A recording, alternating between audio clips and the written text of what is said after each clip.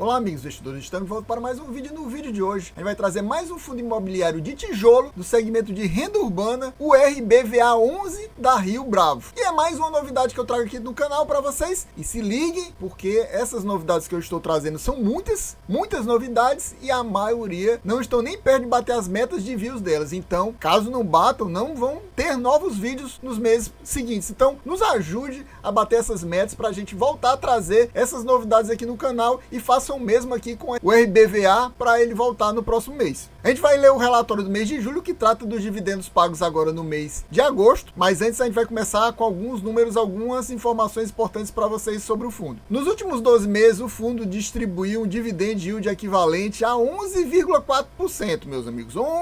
Você não ouviu errado, 11,4%. Aí você vai perguntar, mas você disse que era de tijolo? Como assim de tijolo trazendo 11,4%? É, isso mesmo, 11,4%. É impressionante. A maioria dos fundos de tijolos, quando estão alavancados, eles trazem nessa faixa de 11%. E quando eu falo alavancado, é alavancado bem alavancado, assim, 30% de alavancagem. Não é uma alavancagem baixa. Esse fundo tem alavancagem? Tem também, mas é uma alavancagem ok, normal, para a maioria dos fundos de tijolo, que é entre 10% a 15%. Às vezes até batendo 20%. E esses fundos, normalmente, com essa alavancagem, trazem um retorno para a gente em torno de 9% ao ano. E esse aqui é 11,4%, quase 11,5%. Só que, no entanto, o P sobre VP dele está 0,98%. Ou seja, ele está com 2% de desconto. Ou seja, além dele estar trazendo um rendimento estúpido para fundo de tijolo, ele está com 2% de desconto. Fazendo aquilo que eu gosto de fazer sempre, que é fazer o quê? Ajustar esse valor de mercado dele para o valor patrimonial, como se o P sobre VP estivesse 1, o dividend yield dele cai de 11,4% para 11,1%. Ou seja, ainda continua um dividendo muito bom, principalmente considerando que ele é um fundo de tijolo. Ele é um fundo de tijolo trazendo quase rendimentos equivalentes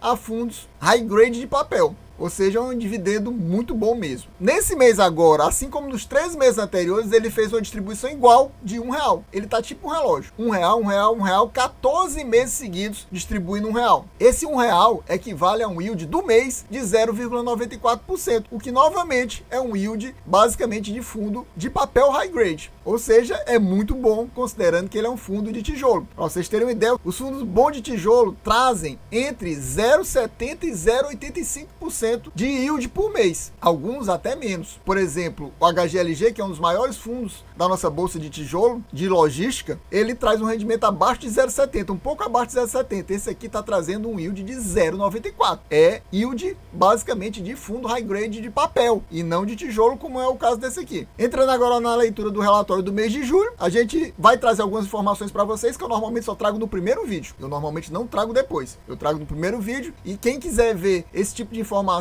posteriormente, ele volta e assiste o vídeo anterior. Eu até aviso no vídeo posterior que eu trouxer, claro que se ele bater a meta. Então, o administrador é a Rio Bravo Investimentos. O gestor é a Rio Bravo Investimentos. É tudo a Rio Bravo. Eu acho até diferente isso, porque normalmente a administradora é uma e a gestora é outra. E aqui são as duas coisas. A taxa de administração do fundo é apenas 0,65. É uma das taxas de administração mais baixas que eu conheço. Normalmente é pelo menos 1. Alguns até ultrapassam a barreira de 1 e aqui é 0,65. Patrimônio líquido atual do fundo é 1 bilhão e 350 milhões, porém o fundo tem praticamente 12 anos na nossa bolsa. Logo, eu considero esse patrimônio líquido baixo, pequeno. Já que ele é um fundo tão antigo, eu acho que ele já deveria ter ultrapassado a barreira dos 2 ou 3 bilhões, mas ele ainda continua com esse patrimônio relativamente pequeno, 1 bilhão 351 milhões. Esse fundo só fez 4 emissões em 12 anos, apenas 4 emissões. A quantidade de cotistas do fundo também é baixa, 63 mil, considerando que é um fundo tão antigo assim na nossa bolsa, eu acho uma quantidade bem baixa. O objetivo e política de investimento do fundo, basicamente, é investimentos imobiliários de longo prazo em imóveis de natureza comercial, principalmente os destinados a varejo. O nome do fundo é Rio Bravo Renda Varejo. Alguns números importantes do fundo, aqui ele fala que o fundo possui 72 imóveis, a vacância física dele está relativamente até alta, 7%, o ideal é que seja assim, baixa, quanto mais próximo de zero, melhor. A cota de mercado era R$106 no final do mês de julho, a distribuição a gente já viu, a quantidade de inquilinos é relativamente baixa, considerando a quantidade de imóveis, dá em média praticamente 7 imóveis para cada inquilino, mas a gente vai ver que tem alguns inquilinos que tem uma concentração bem grande, que é exatamente por isso que eu acho que o fundo chama pouca atenção, por causa da questão da concentração, a gente vai ver daqui a pouquinho. E o fundo tem um volume médio de negociação relativamente baixo, para um fundo já antigo e que tem esse quase 1,5 bilhão de patrimônio. Ele tem uma negociação de 1.200.000 por dia na bolsa. Aqui é tipo um destaque e resumão do que o fundo fez no mês. Então, o desempenho financeiro, ele distribuiu R$1, mas o resultado por cota foi de apenas 81 centavos. Ou seja, ele colocou dinheiro que tinha em reserva para complementar essa distribuição. A venda de um Coco Bambu, que fica em São Paulo, e a aquisição de 6 imóveis. E atualizações também, ele está em avanço para a alocação de 2 imóveis que estão vagos para uma rede de academia. E tem mais essa atualização que eu não marquei aqui, que é a consolidação do portfólio dos ativos do RBED11, que é um fundo da própria Rio Bravo. Esse aqui é o Rio Bravo Renda Educacional, que ele vai incorporar ao RBVA. A gente vai ver daqui a pouquinho mais detalhes sobre isso aqui. Então, desempenho do mês, a gente já falou, essa questão do resultado, ou seja, o lucro foi apenas 81 centavos por cota, mas ele distribuiu 1. Por que ele fez essa distribuição? O objetivo da linearização da distribuição do resultado no período, que a gente já viu que ele gosta de distribuir feito um relógio. São 14 meses, meus amigos, 14 meses consecutivos distribuindo R$1. Mas você vai ver daqui a pouco, a gente vai mostrar na DRE do fundo, que realmente tem meses que ele tem um resultado abaixo, como aconteceu agora, ele complementa, às vezes tem um resultado acima, que aí ele pega e guarda dinheiro para distribuir depois. Aí ele fala com mais detalhes sobre essa alienação do imóvel, do Coco Bambu, que foi concluída no mês de agosto. A alienação do imóvel foi de 30 milhões, e esses 30 milhões de venda resultou num lucro de 6,62 milhões. E isso nos traz um lucro de 53 centavos por cota. O fundo vai receber o pagamento em 5 parcelas, a primeira nesse mês de agosto, de 7 milhões e meio, e vai receber mais 4 parcelas semestrais corrigidas pelo IPCA de 4 milhões e meio cada. E aqui tem mais detalhes se você quiser dar uma pausa para ler. E aqui ele fala sobre a questão da aquisição das 6 lojas do portfólio da Pernambucanas. Pernambucana, para quem não sabe, é uma rede de varejo. Ele fala aqui, ó, ele fala da empresa, fala o que é que ele vende normalmente, cama, mesa e banho, vestuário, calçados, eletrônicos, etc. E aqui comprou essas 6 Pernambucanas, num total de 75 milhões, 4 parcelas semestrais com correção monetária também. Isso trouxe um cap rate, que ele coloca aqui como dividend yield anual, de 13,8%. É um cap rate muito bom. E todas essas Pernambucanas vão ser 100% em contrato atípico com um prazo médio de 10 anos. E aqui ele fala sobre essa questão da aquisição do portfólio das Pernambucanas combinado com essa incorporação do RBED para o fundo. Então, atualmente, o fundo possui 71 ativos. Aqui, então, ele já deve estar excluindo a venda lá que ele fez do Coco Bambu. E vai passar a ter 84 ativos. São exatamente esses 6 da Pernambucana, mais os ativos que pertencem ao portfólio do RBED, que, como eu falei, é renda educacional. A vacância vai cair de 7,4 para apenas 4,6, vai ser bom para o fundo por isso.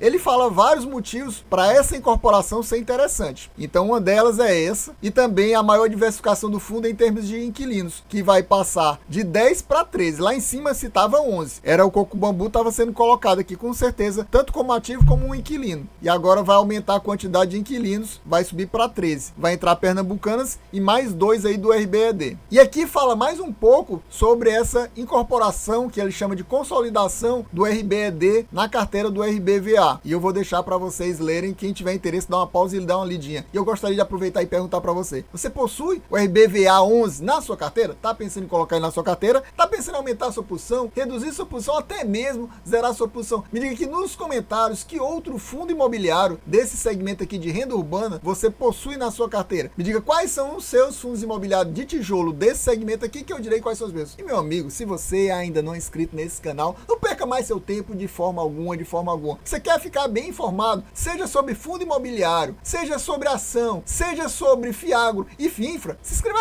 agorinha mesmo, já deixa aquele likezão, já ativa o sininho para receber as notificações dos vídeos assim que sair, e assim que sair você já assiste, não perca seu tempo. E nos ajude a bater dessa forma a meta, que é 500 views. Sim, 500 views. Se batermos essa meta de 500 views, no mês de setembro estaremos trazendo mais uma leitura do RBVA, provavelmente já falando dessa consolidação aqui do RBED e também desse portfólio das Pernambucanas aqui no fundo. Aqui ele passa mais algumas informações sobre o portfólio atual e esse pós-aquisição, questão da diminuição também da alavancagem, que vai cair de 13,5, é uma alavancagem que eu considero considero bem ok, para 3,3, da vacância a gente já falou, e também em relação à exposição ao setor bancário, porque como eu falei, ele tem uma alta concentração no setor bancário, ele vai cair de 43% para 35% com essa junção, com essa união dos dois fundos. E aqui você vê como vai ficar a exposição dele, ó, 35% do setor bancário, mais 20% do setor alimentício, quase 20% no setor educacional. Isso posteriormente essa consolidação com o RBED. Aqui a gente chega na DRE do fundo e você vê que é aquela DRE que eu considero o mínimo que deve ser, que é 6 meses, ele mostra exatamente 6 meses da DRE do fundo. E aí você vê que a receita imobiliária do fundo, que é a receita relativa aos aluguéis, receita de locação e receita de vendas, ela é bem variável. Você vê aqui que, ó, em fevereiro 11 milhões, depois 10, depois 16, depois 10 de novo, agora no mês de junho foi 23 e agora 10. Ela fica oscilando, exatamente porque tem essa questão de vendas. Então, focando aqui mais nos últimos 2 meses, a gente vê que receita de locação, ou seja, a receita dos aluguéis, foi 10 milhões e 700 mil em junho e 11 milhões e 400 mil em julho, ou seja, foi cerca de 700 mil a mais em julho em relação a junho. Só que no mês de junho teve uma venda aqui de 12 milhões e 600 mil. E agora no mês de julho ele teve um resultado negativo em venda. Ele não falou em nada de nenhuma venda que deu resultado negativo, mas aqui ele cita isso. A renda da venda do coco bambu só vai vir para agosto, porque como a gente já viu, ela foi finalizada no início do mês de agosto, apesar dele já ter trazido aqui detalhes maiores sobre a venda, mas ela só foi concluída no mês de agosto, então deve vir esse lucro que a gente viu somente no mês de agosto. Em relação à receita financeira que ele chama, que é a receita de fundos imobiliários e provavelmente do que ele possui em caixa, que ele possui dinheiro em caixa, e ele chama de outros, a renda subiu muito, né? No mês de julho foi para quase 1 milhão e 200 e tinha sido baixa no mês de junho, apenas 680 mil. Só que como teve essa receita positiva de mais de 12 milhões, quase 13 milhões de venda e um valor negativo aqui de meio milhão em julho, o que acontece é que no final das contas, excluindo as despesas, o lucro do mês, ou seja, o resultado do mês de junho foi muito maior, foi 20 milhões e meio, enquanto em julho foi apenas 10 milhões, mais do que o dobro na realidade. Você vê também outro detalhe, que teve uma despesa muito alta aqui no mês de junho, 3 milhões e meio, e aqui apenas 2, ou seja, mesmo com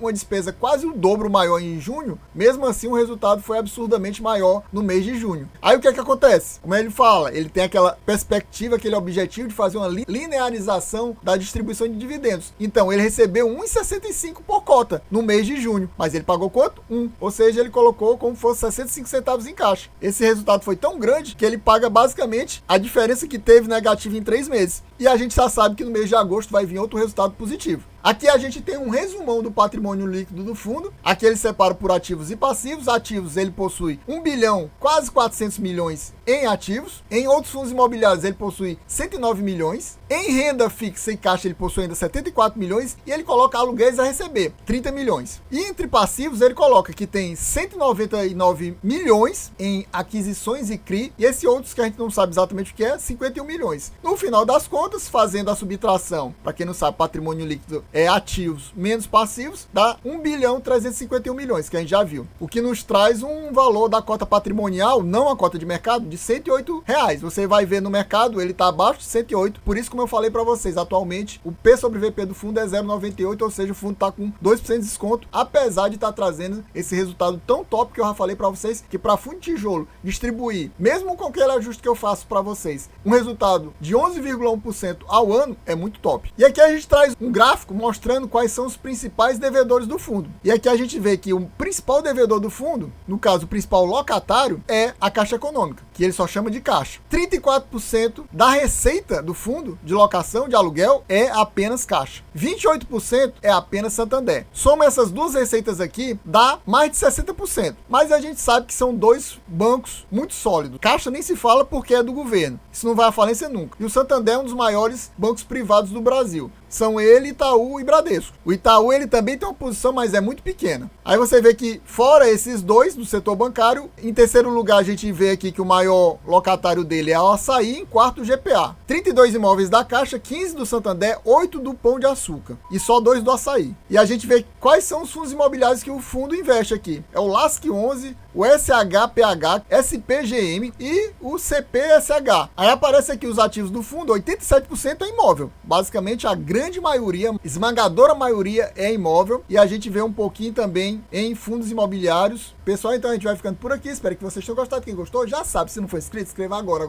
mesmo. Já deixa aquele likezão, já comenta aqui para ajudar a gente a bater a meta de 500 views. Sim, 500 views. Se batermos essa meta, no mês de setembro estaremos trazendo a leitura do relatório do mês de agosto. Aqui embaixo tem mais um vídeo para você acompanhar o conteúdo do nosso canal. Assista também. É isso aí, valeu, até a próxima e fui!